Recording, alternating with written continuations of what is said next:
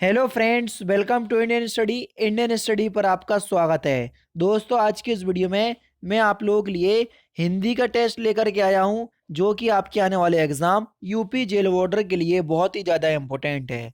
दोस्तों, वीडियो को एंड तक जरूर देखिएगा, क्योंकि लास्ट में मैं आपसे क्वेश्चन भी पूछूंगा और उसका आंसर आपको कमेंट बॉक्स में बताना होगा। वीडियो अच्छी लगे तो प्लीज़ 500 लाइक तक जरूर पहुंचाइएगा। लाइक का टारगेट है 500, ठीक है।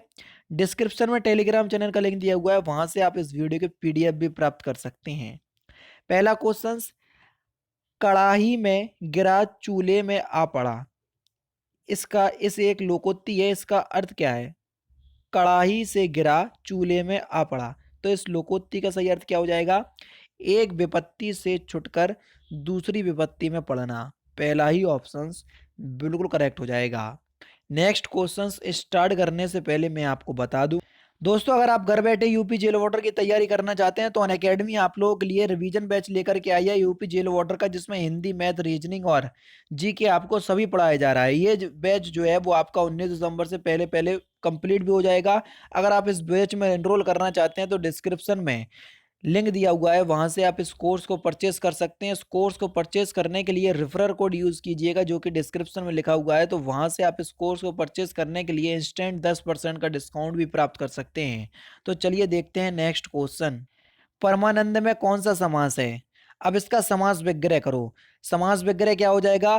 परम है जो आनंद, उसको बोलेंगे हम परमानंद। और जहां पर है जो की हिंदी निकलती, किसकी है जो की हिंदी निकलती है, तो वहां पर कर्मधारय समास होता है। तो यहाँ पर तीसरा ऑप्शन बिल्कुल करेक्ट हो जाएगा। नेक्स्ट क्वेश्चन, अहेतुक का शुद्ध रूप बताइए। ये गलत लिखा हुआ है, इसका शुद्ध रूप क्या हो जाएगा? अहेतुक का शुद्ध रूप।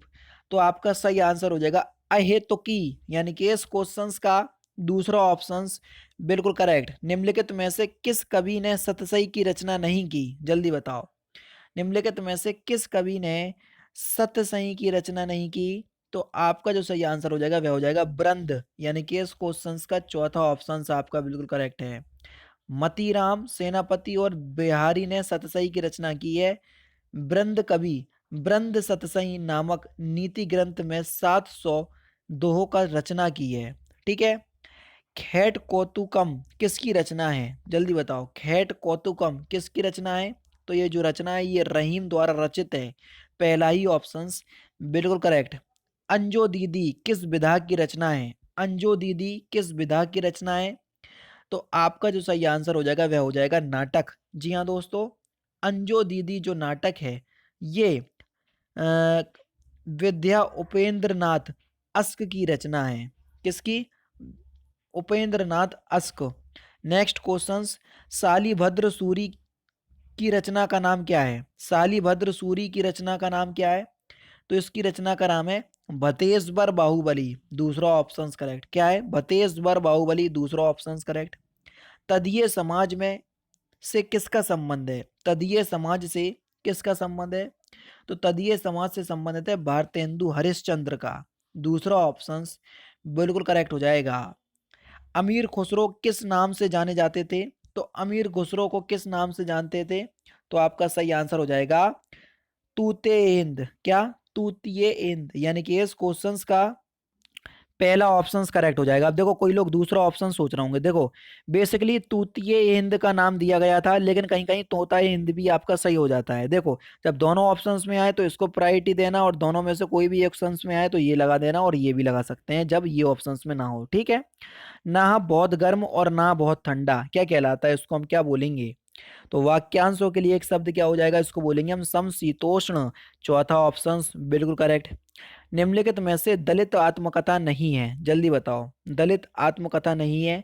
तो आपका सही आंसर हो जाएगा मेरी असफलताएं। ये मेरी असफलताएं गुलाब राय की आत्मकथा है, जिसको दलित आत्मकथा नहीं कहा जा सकता है। नेक्स्ट क्वेश्चन से आपका कि निम्नलिखित में से द्वंद्व समास बताइए। कौन सा किसमें द्वंद्व समास है? शोकाकुल, तत्पुरुष सर्वोत्तम, सबसे उत्तम, तत्पुरुष वीर पुरुष, ये भी तत्पुरुष पापपूर्ण। यहीं पर हो जाएगा आपका द्वंद्व समास। क्यों? क्योंकि योजक चिन्ह आ जाता है तो वहां पर द्वंद्व समास होता है। भाषा की सार्थक लघुत्तम इकाई को हम क्या कहते हैं? तो भाषा की सार्थक लघुत्तम इकाई को हम शब्द कहते हैं। पहला ही ऑप्शन बिल्कुल करेक्ट हो जाएगा। हिंदी में स्वच्छंदतावाद का कवि कौन कहा जाता है? जल्दी बताओ। हिंदी में स्वच्छंदतावाद का कवि कौन कहा जाता है? तो आपका सही आंसर हो जाएगा श्रीधर पाठक। तीसरा ऑप्शन बिल्कुल करेक्ट। नेक्स्ट क्वेश्चन, पहला गिरिमिटिया उपन्यास विशेषकर किस पर केंद्रित है? जल्दी बताओ। पहला गिरमिटिया उपन्यास विशेषकर किस पर केंद्रित है? तो आपका सही आंसर हो जाएगा महात्मा गांधी। दूसरा ऑप्शन करेक्ट। गिरिजा किशोर का पहला गिरमिटिया उपन्यास विशेषकर महात्मा गांधी पर केंद्रित है। इनके अन्य उपन्यास यात्राएं, जुगलबंदी, चिड़ियाघर, ये सभी हैं। नेक्स्ट क्वेश्चन आपके सामने है। जो शीघ्र ही किसी बात या युक्ति को सोच ले उसे क्या कहेंगे? तो उसको हम कहेंगे प्रत्युन्वनपति। यानी कि इस क्वेश्चन का तीसरा ऑप्शन बिल्कुल करेक्ट। आज का जो टेस्ट है आपको हार्ड लग रहा होगा, है ना?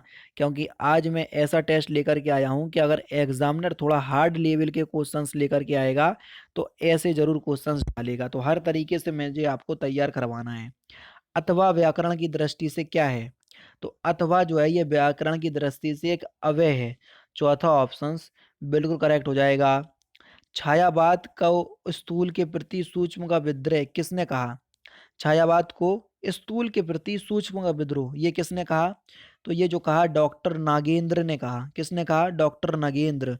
यानी कि इस क्वेश्चन का चौथा ऑप्शन करेक्ट। नेक्स्ट क्वेश्चन, वीर रस का स्थायी भाव क्या है? सिंपल और इंपोर्टेंट क्वेश्चन। तो वीर रस का जो स्थायी भाव है वो है आपका उत्साह। यानी कि इस क्वेश्चन का तीसरा ऑप्शन बिल्कुल करेक्ट। प्रेम को पंत कराल कहा। प्रेम को पंत कराल महा तरवारी की धार पे धावनो है। इस पंक्ति के रचयिता कौन है?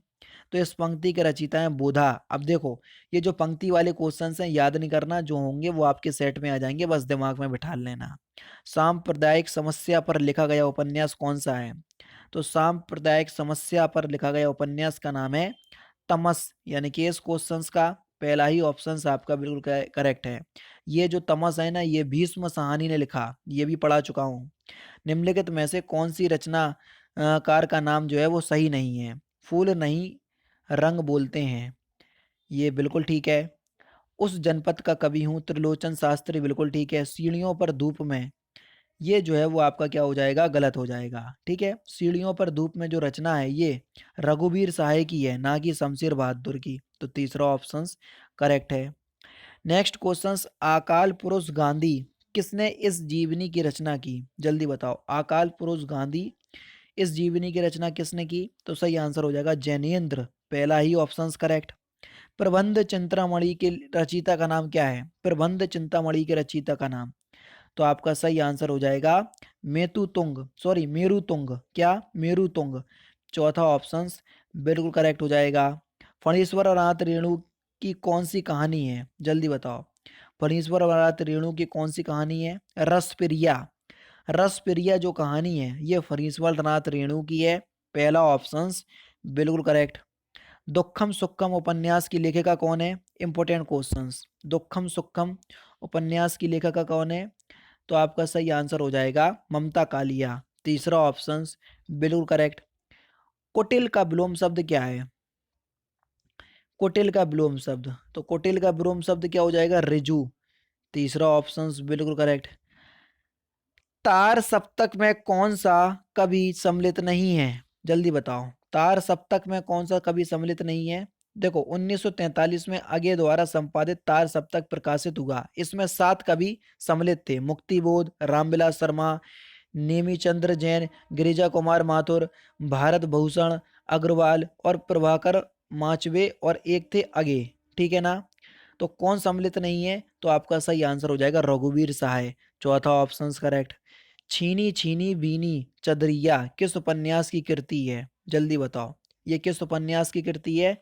तो आपका सही आंसर हो जाएगा किस उपन्यासकार की कृति है? अब्दुल बिस्मिल्लाह। दूसरा ऑप्शन करेक्ट। साय में धूप काव्य कृति के रचयिता कौन है? तो इस काव्य कृति के रचयिता कौन है? दुष्यंत कुमार। दूसरा ऑप्शन बिल्कुल करेक्ट। उद्योग का संधि क्या होगी? जल्दी बताओ। उद्योग का संधि विकसित कीजिए। तो उद्योग का संधि विकसित हो जाएगा उत प्लस योग। क्या? उत प्लस योग। यानी कि इस क्वेश्चन का पहला ऑप्शन करेक्ट हो जाएगा यहाँ पर, और यहाँ पर व्यंजन संधि होगी। अर्धक थानक किस विद्या की रचना है? अर्धक थानक किस विद्या की रचना है? तो ये आत्मकथा है। क्या है दोस्तों? आत्मकथा। तीसरा ऑप्शन बिल्कुल करेक्ट है। और किसकी है? बनारसी दास जैन की। किसकी? बनारसी दास जैन की। नेक्स्ट क्वेश्चन, कबीर किस शासक के समकालीन थे? तो कबीर किस शासक के समकालीन थे?